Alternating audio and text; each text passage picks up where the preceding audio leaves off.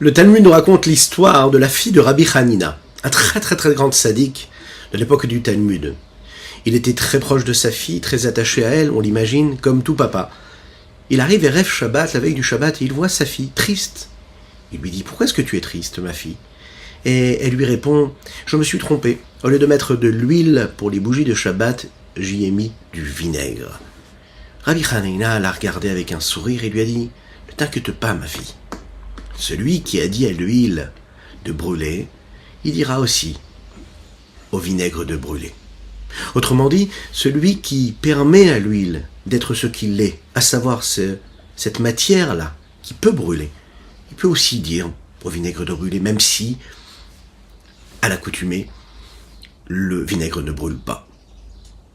C'est Dieu qui dit, et c'est ce qui se fait. La création, toutes les créatures suivent la parole d'Akadosh Baruch Hu de Dieu. On pourrait se poser la question, pourquoi est-ce que Rabbi Hanina a eu besoin de préciser cela ? Pourquoi est-ce qu'il a eu besoin de dire, tu sais, le Dieu qui permet à l'huile de brûler et qui dit à l'huile de brûler, il dira aussi au vinaigre de brûler. Pourquoi est-ce qu'il a eu besoin d'introduire ce qu'il était en train de dire par cette comparaison-là ? Eh bien, la réponse, elle est dans ce que nous étudions en ce moment dans le Tanya. Si l'huile brûle déjà à la base, c'est déjà un miracle. Et ce miracle, c'est le miracle du quotidien. Et le même miracle qui se produit pour l'huile peut se produire aussi également pour le vinaigre. Mechadesh betuvo bechol yom tamid maaseh bereshit, Dieu renouvelle la création tous les jours, en permanence, constamment. Il lui donne la vitalité qu'elle a besoin d'avoir. Il lui donne l'énergie. Ça n'est pas, nous l'avons dit, une énergie qui a été donnée à un moment, juste au moment de la création du monde, et ensuite le monde vit et évolue en fonction de son énergie propre. Non, Dieu, il est là chaque moment, à chaque instant. C'est le sujet que nous allons aborder aujourd'hui. Oui, le miracle qu'il y a dans la nature, la suite de ce que nous avons développé hier. Juste après ces quelques notes de Nigun, j'espère que vous allez bien. Je suis infiniment heureux de vous retrouver en cette magnifique matinée que Dieu nous offre sur la terre. N'hésitez pas à partager, à liker et commenter cette publication afin que nous soyons encore et toujours plus à étudier cette sainte Torah et bien sûr, par cela, amener et hâter la venue de Mashiach Tzidkenu. Aïtelelayam, aïtelelayam, aïe aïe aïe, aïtelelayam, aïe aïe aïe aïe aïe. Tadalalayam, ayayam, aytadalayam, ayayam, aytadalayam, tadadadadadam, ayay, tadalalayam, ayayam, aytadalayam, ayayam, aytadalayam, ayayay. Ay, tadiday, tadidaladadida, ay, tadidalayam, mamma, mamma, ay, tadidalayay. Nous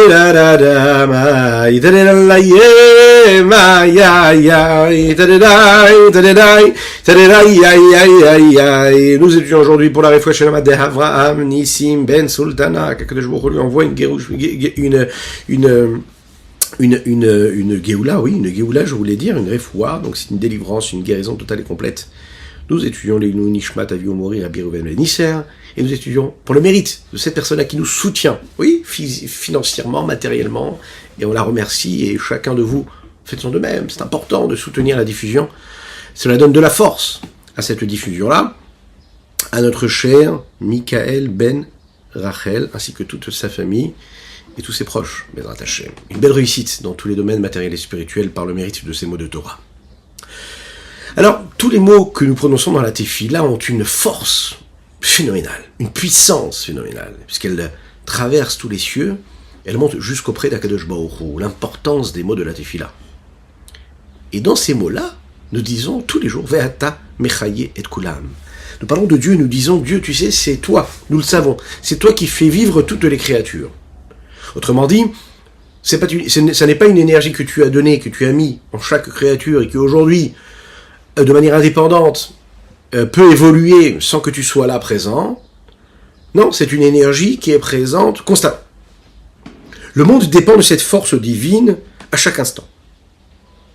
Le Rabbi Shlomo Zalman ici, il est en train de définir dans ce Tanya-là, quelle est cette énergie, quelle est cette force-là dont nous parlons. Quelle est cette force-là qui est cachée dans les lettres, dans les mots, qui ont créé le monde, puisque nous le savons, nous l'avons dit dans les chapitres précédents, Sarama Amarot, Nivra Olam. Le monde a été créé par la parole, cette parole créatrice. C'est une allusion qu'on trouve dans les mots de Néhémia, ce Navi, ce prophète-là, qui constitue cette tfila que nous disons tous les jours, cette prière. Ata et Ashita et Hashamaim, le prophète Néhémia dit, tu as fait le ciel. Shemeh Hashamaim vechol tsevaam. Tous les cieux, mais aussi toutes les créatures qu'il y a dans ces cieux-là. Haaretz vechol asher alea, la terre et tout ce qu'il y a sur la terre, c'est toi Dieu. Hayamim vechol asher baem, tu as créé toutes ces mers et toutes ces créatures maritimes qu'il y a sous l'eau qu'on ne voit pas a priori, mais qui existent et qui sont là. Ve'ata, il termine le prophète Néhémie en disant Ve'ata mechaye et kula, mais c'est toi qui les fais vivre. Le sens simple, c'est qu'a priori, Ata Asita et Hashamaim ve'et haaretz, c'est toi qui as fait. Nous parlons donc au passé. Dieu aurait donc fait cela à un moment, et puis ça aurait été fait, et puis au présent, plus besoin qu'il soit présent. C'est le cas de le dire. Mais non, on voit que dans la fin du texte, qu'est-ce qu'il nous dit ici? Néhémia, le prophète Néhémia, il dit Ve'ata mechayet kulam. Tu les as peut-être façonnés, créés lors de la création, mais tu leur donnes une énergie là, de manière permanente, et là on parle au temps présent. C'est pas une énergie qui a été donnée avant. C'est très important d'insister sur ce point-là, parce que si vraiment on vit, vous savez, selon ce principe-là, d'être conscient que Dieu fait vivre chaque chose, chaque créature, vous imaginez ce que ça veut dire? C'est-à-dire qu'il est à côté de nous, il est près de nous dans chaque moment de notre vie. Être conscient que Dieu est présent à chaque moment de notre vie, dans tout ce que nous faisons, dans tout ce à quoi nous pensons, ce que nous disons, c'est extraordinaire parce que ça nous donne la possibilité de prendre plus conscience, vraiment conscience, de l'importance de chaque moment, de chaque geste, de chaque moment de vie. Ata. Dans le mot Ata, il y a deux lettres. Il y a la lettre Aleph et la lettre Tav. Ata. Mais il y a aussi la lettre E. La lettre Aleph, c'est la première des 22 lettres hébraïques. La lettre E, c'est on la verra ensuite, la lettre Tav, c'est la dernière lettre des 22 lettres hébraïques. Il y a une allusion en cela que la vitalité qu'il y a dans le monde provient de ces 22 lettres, nous l'avons dit. C'est les lettres de la parole. La lettre E, bien sûr, fait allusion au Emotzot Ap. Ces 5 capacités que nous avons au niveau de la bouche de prononcer les lettres. On sait que le potentiel et l'énergie, la capacité de parole a été donnée et a été habillée, a été transmise à travers des véhicules. Quels sont ces véhicules, ces moyens de transmission? Ce sont les lettres. Quelles sont ces lettres-là? C'est les lettres qui sont le Aleph, le Chet, le He et le Aïn, qui eux proviennent par exemple de la gorge. Nous avons le Gimel, le Yud, le Chaf et le Kouf, qui elles sont prononcés Gimel, vous savez, par les joues, on voit les joues qui se mettent en mouvement, mais on voit surtout la langue qui a besoin de les prononcer, le Gimel, le Chaf et le Kouf. Et nous avons également le Dalet, le Tav, le Tav en dernier, mais le Dalet, le Tet, le Lamed, le Nun, qui, elles, sont poussées par cette langue-là, alors que celle d'avant venait du palais. Et nous avons le Bet, le Vav, le Mem et le P, par les lèvres, oui. Et nous avons le Zaïn, le Shin, le Sin, le Resh et le Tzadik, qui, elles, sont prononcées par les dents. Donc, nous voyons bien ici que dans la lettre E, les Emotzot Ap, ces 5 capacités d'expression que nous avons à travers la bouche, le palais, la langue, la gorge, les dents, les lèvres, nous permettent d'exprimer, de créer, de vitaliser, de donner la vie à chaque élément. Et c'est ce qui se passe réellement à chaque fois qu'on prononce les mots de cette façon-là. On donne un corps, et on donne une puissance, on donne une présence à chaque élément. Regardons un petit peu ce que dit ici, dans les mots, le Tanya, et particulièrement dans les mots qu'il emploie ici, quand il dit « Chol shekel vekal vachomer ». À plus forte raison. « Bevriat yeshmein » dans la création ex nihilo, du néant à l'existant. « Sheili ma'ala me'ateva » elle précède même la nature. « Ve'afle va'fel yoter mikriat yamsouf » Et c'est encore plus impressionnant que le moment où, par exemple, Dieu, nous l'avons dit hier, va fendre la mer en deux. Là, on pourrait croire que c'est le miracle. Il dit ici, à plus forte vision, à la chat kama vekama, imaginons un seul instant si, que Dieu nous en préserve, le potentiel de création, l'énergie qu'il y a dans toute créature, qui vient du Créateur, disparaissait un seul instant de la créature, là, à ce moment-là, Yeshuv Anivra, la créature, eh bien, elle reviendrait à ce qu'elle a été à la base avant d'être créée, à savoir, à Inveifes, du néant total.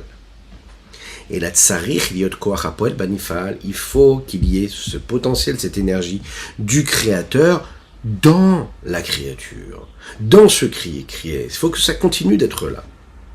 Et non pas comme nous l'avons donné comme exemple hier, le menuisier qui va confectionner la plus belle des tables, la plus belle des chaises, mais qui ensuite laisse l'objet vivre sa vie. Il ne l'accompagne pas partout, tout le temps, dans tout. Et c'est à ce moment-là qu'il y a cette nécessité-là de Vehatam Echayet Kulam Akadosh Baruch Hu qui fait vivre chaque élément, partout, tout le temps. Chez Akadosh Baruch Hu, on ne peut pas dire qu'il y a ces 5 mots otapés, ces 5 moyens d'expression. Parce que ça voudrait dire qu'Akadosh Baruch Hu est limité, que Dieu est limité, et qu'il a besoin de ces moyens d'expression-là. Non. On sait que Dieu, Enlo Demutagouf, il n'a pas de corps, il n'a pas même pas de mutaguf, il n'a pas ni de corps ni d'aspect de corps. Donc quand nous parlons de gorge, quand nous parlons de palais, quand nous parlons de langue, quand nous parlons des lèvres ou de la langue et des dents, bien sûr, on ne parle pas du tout de cela au niveau d'Akadosh Baruch Hu. On parle en fait d'une idée qui correspond à la racine, à la source de tous ces éléments-là, qui sont la source première au niveau d'Akadosh Baruch Hu, de Dieu, ou dans le langage de la Kabbalah, des Ekvurot, 5 rigueurs. Pourquoi des rigueurs ? Parce que si vous regardez bien, qu'est-ce qui permet à la lettre d'être une lettre ? C'est quand on emploie une forme de rigueur. Qu'est-ce que ça veut dire une forme de rigueur ? Une forme de cadre. On stoppe. Si vous regardez bien, quand on prononce les lettres, c'est les à-coups, c'est le fait de stopper le son qui sort de la bouche par les lèvres qui donnent donc une forme et un son particulier à la lettre. Parce que je fais claquer la langue sur le palais, c'est ce qui donne un son. Si je suis capable d'utiliser la langue qui claque les dents, par exemple, à ce moment-là, je crée un son, je crée une lettre. Lorsque je ferme les lèvres, eh bien à ce moment-là, je donne encore une fois un son et je forme encore une fois une lettre. Donc en fait, c'est le fait de stopper qui permet l'existence de quelque chose. C'est quelque chose qui est très profond, qui est expliqué dans la Kabbalah, qui nous montre comment la Gevura, la rigueur, le cadre, oui, ce qui nous paraît comme étant quelque chose de rigoureux, oui, mais c'est nécessaire, parce que s'il n'y a que du chesed, s'il n'y a que de la montée, s'il n'y a qu'un flux et qu'il n'y a rien qui encadre ce flux, eh bien on ne peut rien recevoir. On ne peut pas utiliser cette énergie. La parole, elle a besoin d'être exprimée justement par ses coups, par ses à-coups, par ses arrêts, par ses stops, par tout ce que constitue ces 5 sorties-là qui viennent de la bouche, ces moyens d'expression. Au niveau d'Akadosh Baruch Hu, au niveau de la Kabbalah, on nous explique que ça fait référence donc à ces Ekvurot. À chaque fois qu'on va employer le terme de dibour de la parole dans la Torah, on a bien sûr l'impression de parler de la parole d'un homme. Mais on sait que la parole d'un homme, elle, est représentée par la parole de Dieu. Dieu, quand il s'exprime, Dieu, quand il se dévoile, il utilise le principe de la parole. La parole, c'est son moyen de communication. Par définition, la parole, c'est ce qui me permet de créer un contact, de communiquer, de créer un rapport, un contact avec autrui. Dieu, lorsqu'il s'exprime, il s'exprime donc avec la parole. Même si on l'imagine bien, nous ne parlons pas de parole humaine. Donc ce concept-là de la parole, ce n'est pas de dire qu'Akadosh Baruch Hu parle comme l'homme, mais c'est qu'Akadosh Baruch Hu se dévoile. Et de la même manière que l'homme se dévoile à travers les 22 lettres de l'alphabet, Dieu aussi s'exprime et se dévoile à travers ces 22 lettres. Dans ce dévoilement-là, il y a différentes formes. Il y a par exemple le dévoilement qu'il y avait à travers les prophètes. Et on sait que Dieu se révélait, se dévoilait à travers les prophètes, à travers des mots, à travers des lettres. On peut le lire dans le Tanakh, dans la Bible, et voir l'expression qu'il y avait. Ce sont des mots clairs. Et il y a eu un dévoilement qui s'exprimait à travers une force divine, celle du Créateur du monde. On ne voit pas les lettres, on ne voit pas les mots dans la nature, on ne voit pas les mots dans les petits insectes qu'il y a, on ne voit pas les mots et la lettre de Dieu dans les feuilles qui poussent sur les arbres, ou les légumes qui poussent et qui poussent dans la terre. On ne voit pas la parole, a priori, les lettres de Dieu se dessiner. Mais elles existent à travers le même moyen d'expression qui est l'expression des lettres. Dans le langage de la Kabbalah, le dévoilement des prophètes, c'était un dévoilement qui provenait du monde d'Atsilut, qui s'habille dans le monde de Bria, alors que le dévoilement qu'il y a dans le monde de Bria, lui va descendre et se contracter, se voiler, et il va prendre la forme et s'habiller dans le monde de Assia, dans un monde matériel, monde physique dans lequel nous vivons. Regardons dans les mots ce que le Rabbi Shneur Zalman ici va nous dire. Qu'est-ce qu'il va nous expliquer à travers cela? Qu'est-ce que ça veut dire, Kadosh Baruch Hu, à travers la parole, à travers les lettres? Eh bien, il y a vraiment quelque chose de particulier qui se passe à ce moment-là, précisément.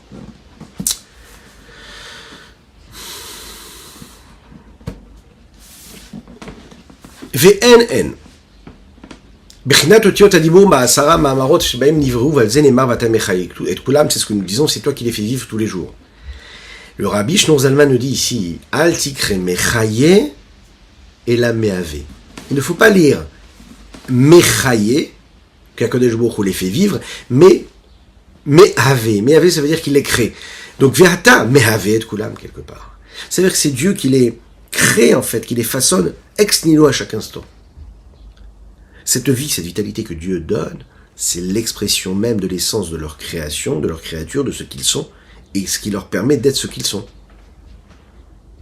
Ve'ata en bechinat haotiot me'alef ve'ad tav.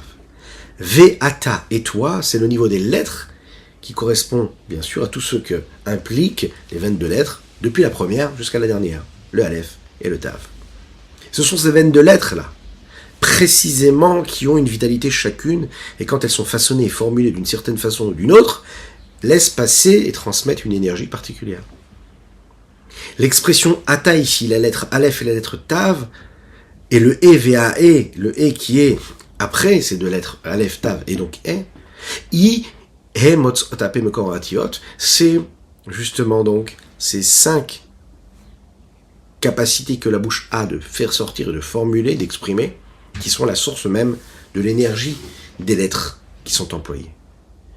Et bien que Ve'av Sheleno de Motagouf, et bien que Dieu n'ait pas de forme, Aremikre, Mikra Male, Tiberakato Vaidaber Hashem Ve'omer Hashem.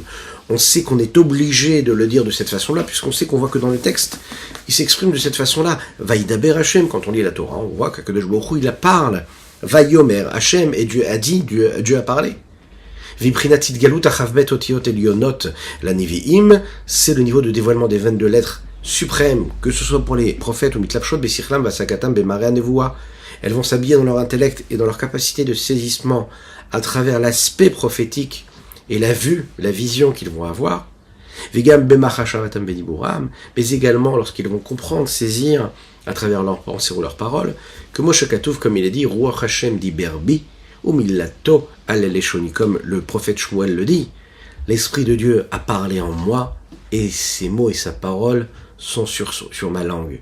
Lorsque le prophète s'exprime, ce sont les mots de Dieu qui sont exprimés. Et comme Rabbi Tzrak Luria, ce grand Mekoubal, le dit dans le Sha'ar HaNevoa, cette œuvre-là de Kabbalah dans laquelle il nous exprime, et il est dit clairement que quand on dit Vayomer Hashem, ce n'est pas juste pour être utilisé pour dire par exemple les Asara Ma'amarot, les 10 paroles par lesquelles le monde a été créé. Vayomer Hashem ou bien Vaidaber Hashem, ce sont des expressions régulières, coutumières et habituelles qui correspondent même au dévoilement prophétique. Les 22 lettres, supérieures suprêmes de la parole divine, sont donc en réalité la source suprême, la première source qui dépasse la matière, qui dépasse l'esprit, qui dépasse la spiritualité même. La parole qui n'a pas de définition, de description, de cadre, comme nous pouvons le constater et le concevoir. Les lettres de la parole divine qui se dévoilent de ce monde-là comme une entité réelle, grossière. La parole comme un animal, la parole comme l'herbe qui pousse dans le jardin, la parole comme les petits grains de sable qu'il y a au bord de l'eau. Elle se dévoile par cette capacité que va avoir sa sainteté, sa pureté, son niveau d'élévation de connexion à Dieu, le prophète, le Navi, lui, il va avoir intellectuellement, lui, il va avoir cette vision-là qui va lui permettre, à travers des symboles, à travers des images, à travers des mots, comme on peut le constater très très bien dans toutes les prophéties des Nevi'im, on le voit qu'ils interprètent ce qu'ils voient, et ils en donnent même des descriptions, des images, des cadres. Ça, c'est l'expression même de Dieu, comme l'explique le Rav Adi Even Israël très bien dans ses commentaires du Tanya. C'est également un aperçu de ce que peut être l'habillement. Dans quel sens on dit ici l'habillement? Comme on le sait, l'habillement, ça veut dire le véhicule, le moyen d'expression, l'outil qui va être utilisé ici, lorsqu'il y a toutes les créatures, qui est directive, comme il est dit, Bidvar Hashem, Shamaim Nasu, Fiv Kol Sevam, quand Dieu utilise la parole pour créer les créatures. Nous le disons dans les Téléhim, le roi David le dit comme ça, il dit Bidvar Hashem, Shamaim Nasu. Par la parole de Dieu, le ciel a été fait. Ou Berboar Piv Kol Sevam, par le souffle de sa bouche, Kol Sevam, toutes ces créatures qui se trouvent dans le ciel. La parole de Dieu se dévoile de manière différente, d'une richesse infinie. Parfois elle peut apparaître dans la Torah, parfois elle peut apparaître à travers les prophéties des Nevi'im, et parfois elle peut apparaître comme quelque chose de concret, de matériel, création physique, ce que Dieu crée dans le ciel, ou bien sur la terre. C'est un petit peu comme, vous savez, pour ceux qui comprennent un petit peu la musique, et la richesse qu'il y a dans la musique, et les différentes notes que constitue cette richesse-là. Les notes. Il y a différentes tonalités, il y a différentes notes, et la même note peut être écrite de manière différente à chaque fois en fonction de la tonalité qu'on va utiliser. Ce sera donc la même lettre, la même note, qui peut constituer un son ou une richesse infinie de sons.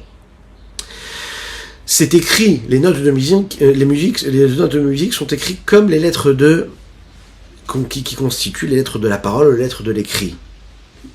Alors, je peux par exemple lui permettre d'avoir une écriture formulée sur une partition, sur une feuille. Cette même note-là, elle peut être écrite au niveau du son, quand elle va être enregistrée. Donc elle va avoir une existence autre que ce qu'elle est par l'écrit. Et elle peut être aussi gravée sur un CD. Aujourd'hui, elle peut être envoyée par fichier MP3. Et c'est le même son que je vais entendre, c'est la même note de musique que je vais entendre. Mais elle va voyager ici, à ce moment-là, elle va être écrite. Donc elle va avoir une interprétation écrite. Là, elle va avoir une interprétation qui va être définie par le moyen que je vais utiliser pour l'entendre. Les différentes formes d'expression ici, elles sont des révélations, des dévoilements de ce qu'est la note de musique à la base. Mais en aucun cas, la note change, c'est la même note, mais elle va avoir des moyens différents d'expression. En fait, ici, il faut comprendre, la parole d'Akadosh Baruch Hu, c'est une existence qui dépasse toutes les formes. C'est une existence qui dépasse la matière, qui dépasse même toute forme de spiritualité même. Ça dépasse même toute capacité intellectuelle ou toute entité créée. Lorsque le prophète réussit à avoir cette fulgurance, réussit à recevoir cette vision-là que Dieu lui donne, ce dévoilement, eh bien ça passe par l'intermédiaire de ce monde physique dans lequel nous vivons, et cela va créer de manière franche et constituer quelque chose, une entité qui dépasse même une entité qui pourrait être constituée de choses physiques. Un exemple, la parole d'Akadosh Baruch Hu va créer la montagne, elle va créer le ciel, elle va créer le concept même de l'étoile. C'est l'expression physique, corporelle on pourrait dire, de la parole divine. Elle passe à travers cet intermédiaire-là. La forme que va recevoir la parole divine à ce moment-là, elle dépend non pas du réceptacle dans lequel résonne cette parole-là, mais aussi du niveau qu'exprime ce véhicule-là. Ce qui s'exprime dans ce que nous appelons le shor, ce bœuf-là, cet aspect du bœuf qui est dans la Merkava, le char céleste, qui est défini et décrit par le prophète Yecheskel par exemple, vous l'imaginez bien, ne correspond pas du tout au niveau du char de ce bœuf-là qui est dans les champs et qui broute la terre et qui mange de l'herbe. En fait, le bœuf ici, quand on en parle, le char dans la Torah, ici il est là pour traduire quelque part quelque chose, une parole divine et qui s'exprime à travers ce qu'il est lui, dans ce monde physique.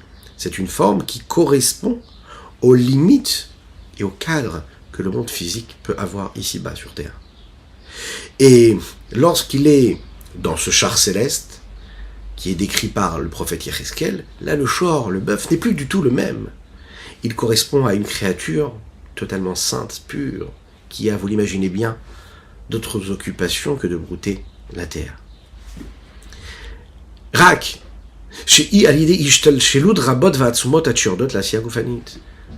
le dévoilement de cette capacité-là, de saisissement qu'a le prophète à ce moment-là, et de dévoilement qu'il y a dans ce monde physique, matériel, est vécu et s'introduit dans la profondeur et l'intériorité de la chose.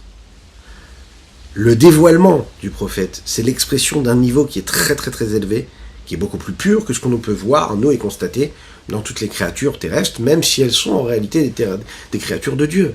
Mais elles vont s'habiller selon des codes, dans des cadres qui sont beaucoup plus profanes, parfois, qui sont parfois neutres, qui sont parfois même interdits, mais qui ont des formes qui correspondent aux limites de ce monde-là.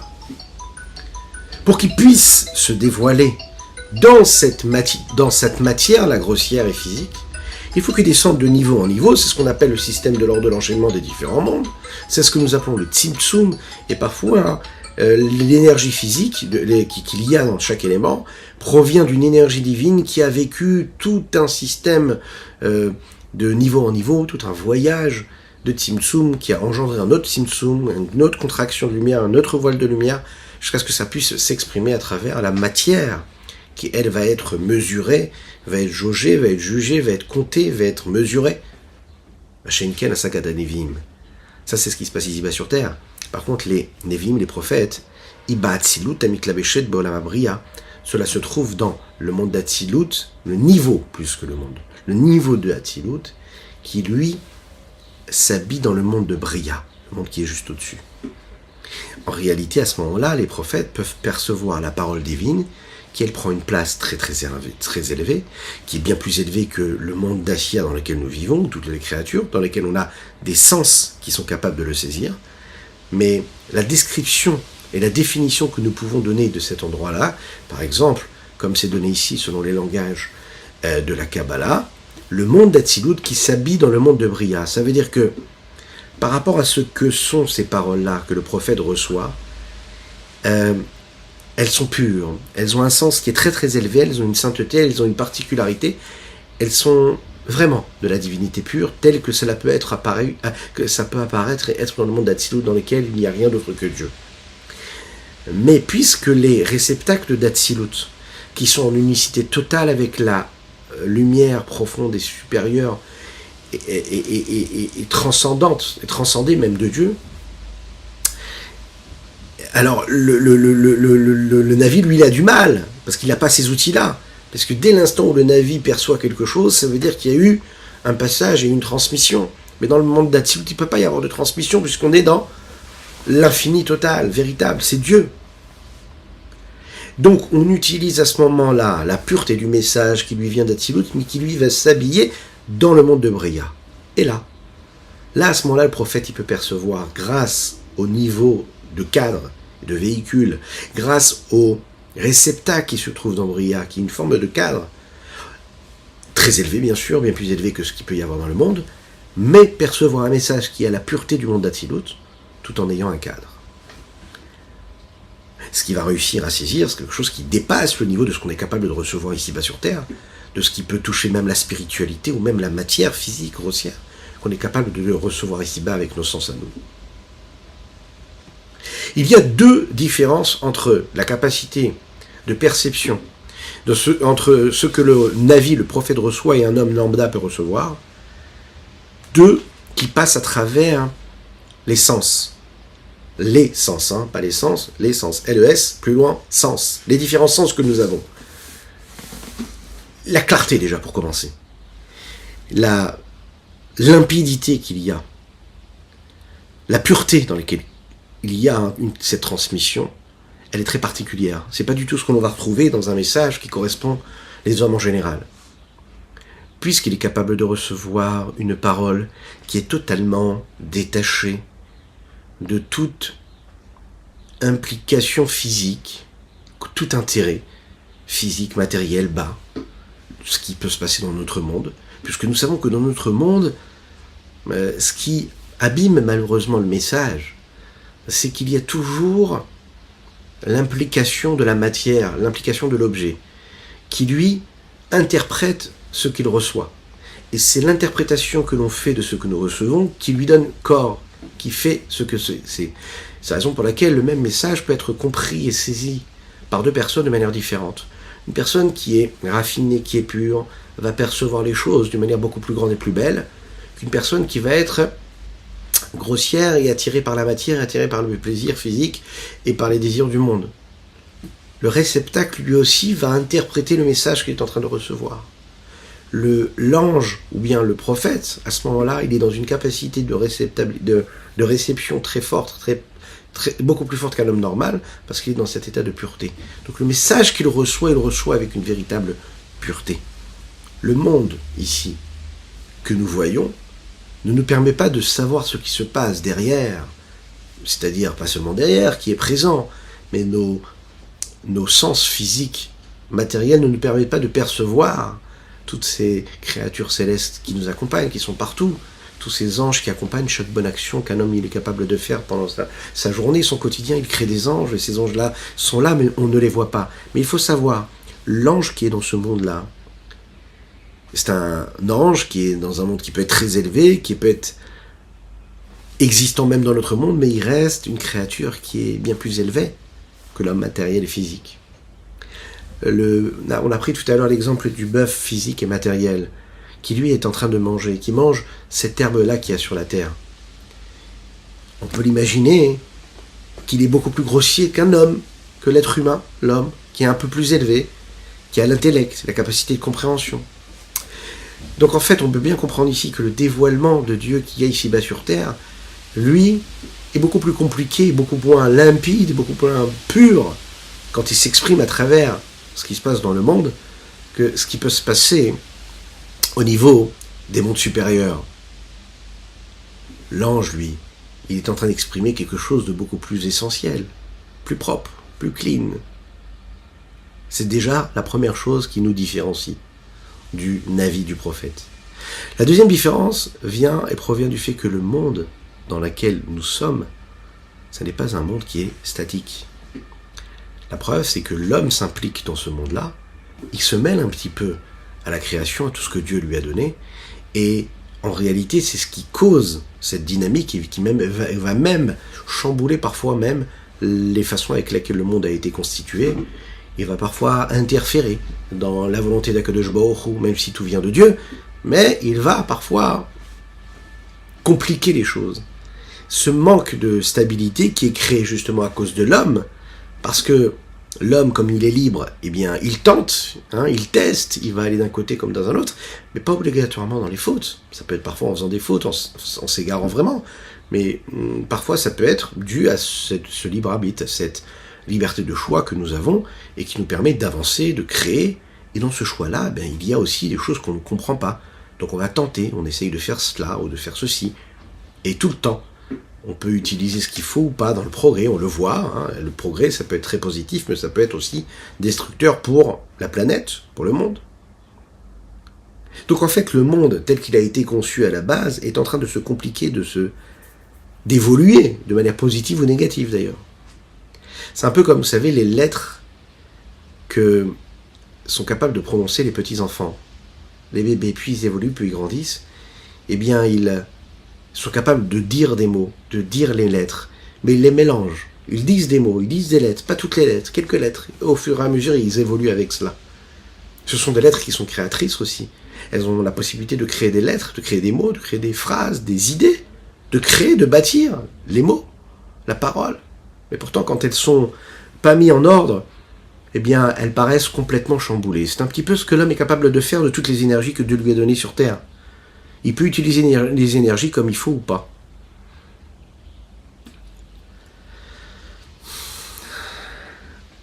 Ce qu'on doit réussir à faire, c'est comprendre quelle est... C'est notre travail de tous les jours, de quotidien, et on conclura sur cette idée-là. L'homme, il doit réussir à construire dans son existence, à construire sa vie, à construire ce monde dans lequel il vit, en réussissant à trouver les bonnes lettres, en les mettant dans le bon ordre pour créer les bonnes paroles, les bons mots et les bonnes constructions.